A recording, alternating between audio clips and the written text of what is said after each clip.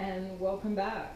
I know last episode we kind of took a deep dive into your shadow and emotions and how they come up, but we kind of didn't really go into like the how-tos. We gave you a lot of information. Look, I'm still of the opinion that there's way more information still to give. Oh, fuck yes. Like, we've got a few episodes planned, we'll figure it out, right?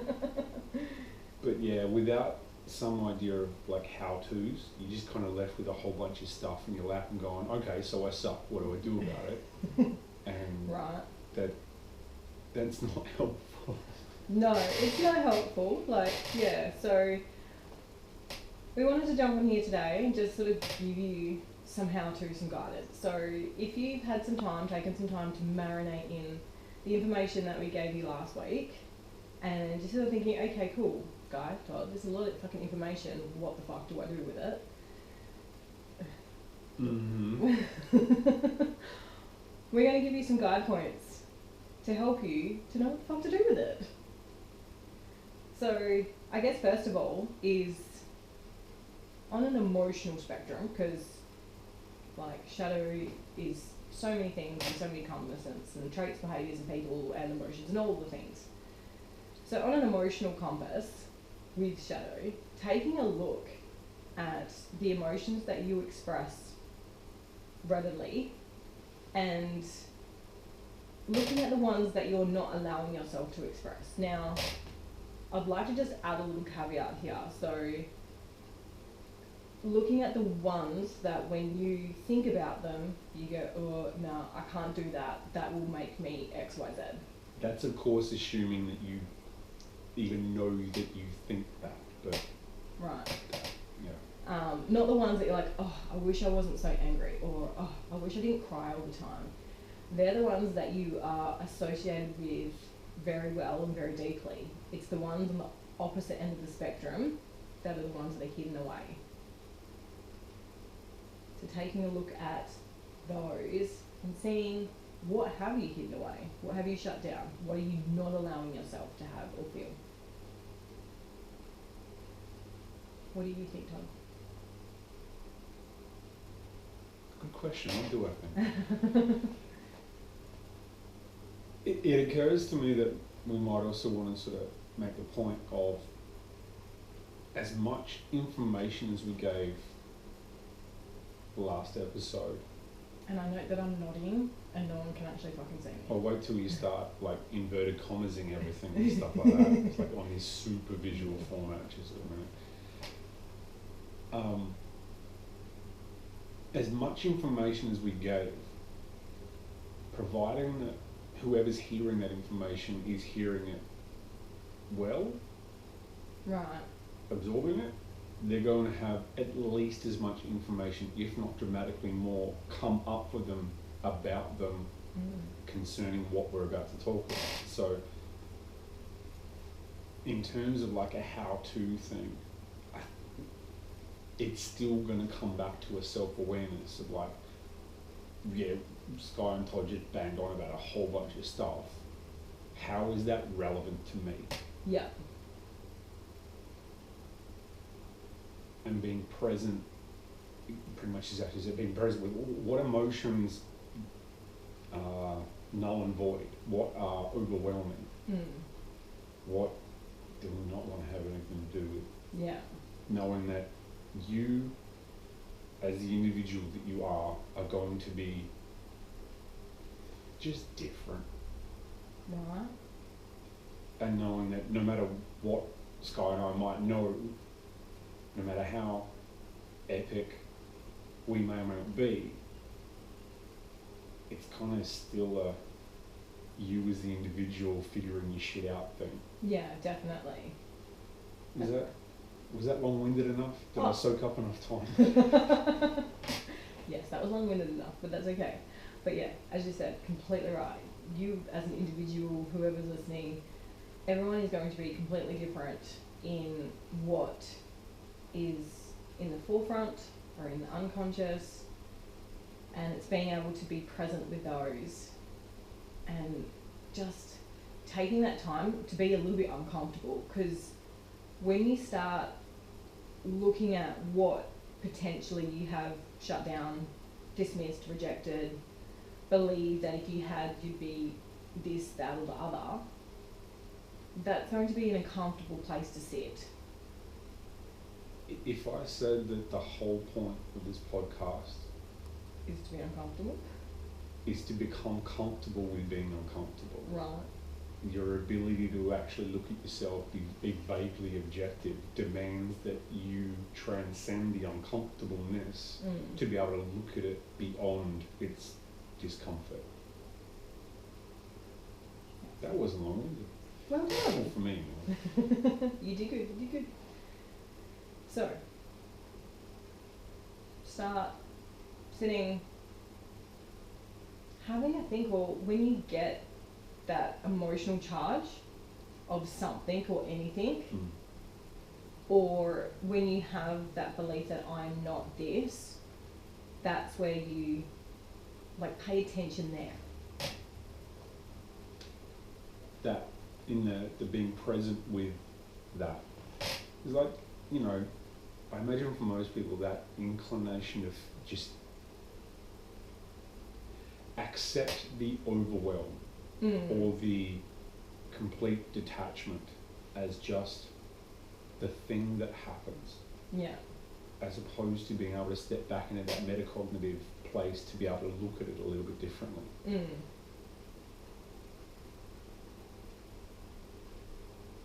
That's it. Like, why do I over exaggerate this? Or dramatically under exaggerate. Or yeah, that's it. Or dramatically under exaggerate that. I mean, at least initially, it's probably going to be like a self-reflection thing after the event.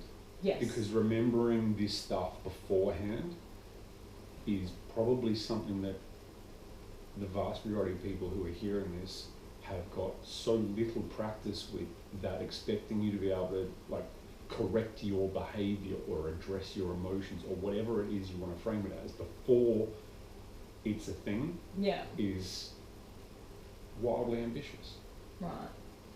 But still, that still comes back to that level of self-awareness when something happens, whether it's like, and drastically over-exaggeration of something like a trigger, or a drastically un-exaggeration where you completely shut down and got numb, for example. You know, that level of awareness to come out the other side and go, why the fuck did I do that? What happened to, you know, and these are some of the questions that you can ask yourself, is like, why did that happen? What, you know, and then you can start, like, after the fact, again, thinking back through the events leading up to it and pinpoint where that initial, like, trigger that's kicked off, the survival mechanism to go up or down. Cannot be overstated how valuable the question that starts with why is, on the proviso that you're not asking for why me. Yeah, exactly. It's like, well, why did this happen? Like genuine curiosity about this. So like, because if you're genuinely motivated to want to address this, then sort of being able to sort of connect the dots, trace it back. Like, why is that a thing for me? Why is this what I've learned? Why is this what I am choosing to do? Yeah. Because, even though it might not feel like a choice because it's so automated, so unthinking and unconscious, it's still kind of a choice. Yeah. I can say that harder, but you know what I mean. Exactly.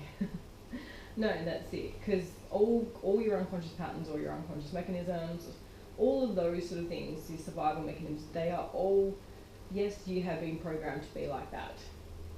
You know, but like those things still happen, and it's still an unconscious choice to do them until you consciously choose to go, hang on a minute, I don't want to do that, or why the fuck is this happening, or like, and that's not being remotely trying to like gaslight yourself or anything. I guess, so the old no reaction is still a reaction. Right. Yeah, no choice but is still a then choice. How do you react to your reaction is kind of what we're talking about. Like, if you do not react to the reaction you just had to whatever triggered you, whether that's overwhelm or detachment, it's that next layer, that slight peeling back to the emotion of it, or the detachment from it, Mm. to be able to see it, or at least start to see it for what it is. Yeah.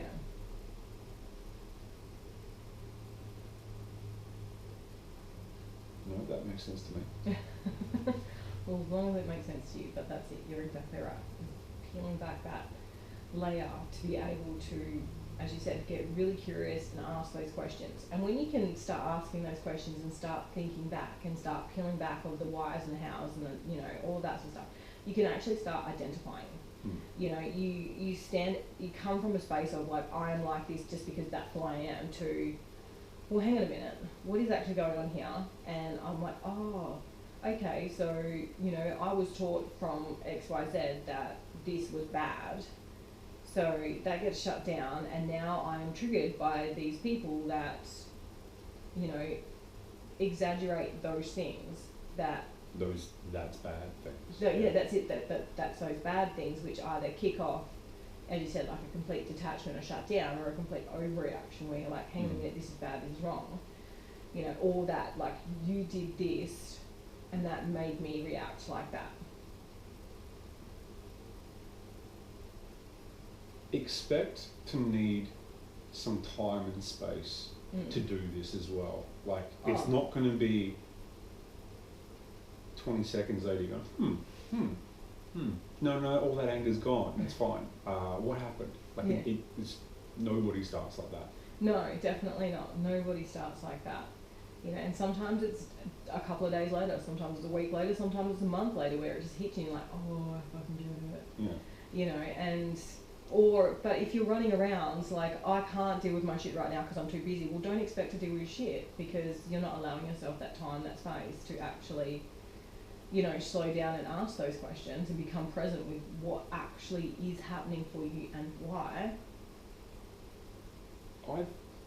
I've helped a couple of people, and it's something I've experienced as well, where sometimes there is value in asking the questions and planting the proverbial seed, trusting that on some level your subconscious, with enough sleep and rest and opportunity to process, you may well come up with your own answer in that day, week, month, whatever sort of thing. So just,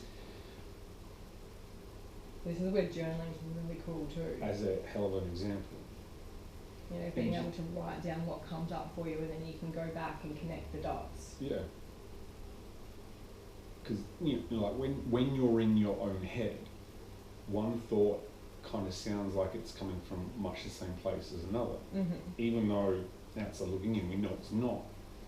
So that ability to sort of externalize some thoughts that you want to confront, so that you can engage in other thoughts and feeling states on that, like, maybe slightly higher vibrational level, from a little bit more of a curious place, rather than wondering if you're doing it right. That's it, guys. Total caveat. There's no right or wrong way to do this. And a lot of people that I've worked with, they're like, oh, did I do it right? Have you recognised? Have you integrated? Have you, like, what are you feeling right now? And they tell me that, you know, like, they've come to a completely neutral space. Q-tip, when you integrate, you hit a neutral space, or a space of gratitude or peace or calm, all those sort of things, right? Serenity of completion of processing. Yep, that'll do. Because, so there is no right or wrong way. If you are journaling it out, and if you do it, or if you're doing it via meditation and you're asking those questions, if you are, you know, as you said, Todd, like, just asking those questions and just, you know, putting those questions into, like, the conscious forefront of your mind, to then kind of mull over as you go about your day to day, and trust that, you know, in however many times, like, days, whatever, then the answer will come to you. And, like, I think even for myself, I think we were having a chat last week, and I competed a couple of weeks ago, and I got really fucking triggered in this competition. Not unreasonably so. Given the backstory and everything like that, but it was like I was like, I felt this like really uncanny fucking rage, and I was just like, I've got to like, and to be completely like honest, in that time and moment, I had to shut down, and that is not necessarily a bad thing. You know, depending on where you are, what happens, like, you know, if you get a very large emotional charge or a very large trigger and you're in a space where you can't actually fucking deal with it right then and there because, I don't know, you're in the middle of a function or trying to like cook dinner or parent your children or whatever the case is. I was about to say discipline your children. Whatever the case is, then you can like shutting it down with the intent to revisit it, not shutting it down to suppress it and hope it goes away. And actually saying that to yourself. That's it. So I was just like, like right now this second, I need to just shut everything down so I can cope with what's going on around me right now this second. And rather than make it worse. And that's what I did. And then like the next day, I think I woke up and I was just like, oh, I get it. That's why I was triggered. Like, you know, it was something that my coach had said, which had transported me back to a time in my childhood where I had confronted my mother about leaving me alone to deal with my PTSD and my trauma, while she was off, you know, doing whatever. And, you know, she always just turned around and said to me, like, you were just okay. And when my coach said, oh, Sky will be okay by herself, like that like hit me, and I just like went into that survival mechanism. You know, I was like, oh, and you know, even today I did a cord cutting and a purge to just like heal that wound, that inner child wound that I had, and connect back in. That ritualized stepping backwardsness. Right. Yeah. To like discover, oh, this is why this has happened. And you know, even I said to my coach at the time, I was just like, because we had a conversation about it a couple of days ago when I saw him again.